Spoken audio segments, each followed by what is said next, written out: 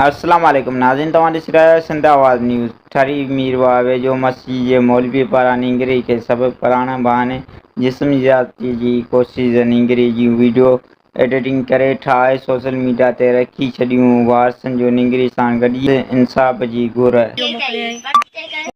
असांखे पढ़ाईंदो हुयो, असां हर मसीता असां सबक़ मुंहिंजो फोटो कढे वीडियो ठाहे टिकटॉक ते मोकिलियईं, फेसबुक ते मोकिलियईं, बदनाम करण जी कोशिशि कयईं।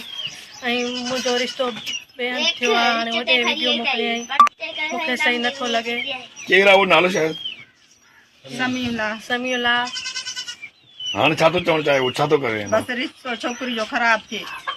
पोइ तव्हां पुलिस ते विया आहियूं भाऊ, असां विया आहियूं, असां ॾाढो भॻा ढुकिया आहियूं, असां LC बि कराए आया आहियूं। पुलिस वारा ॿधे छॾे छॾियो अथनि। हाणे असां छा कयूं? हाणे फैसले ते वॾे रंधे हेॾे होॾे भॼी मां माई थकिजी पई आहियां।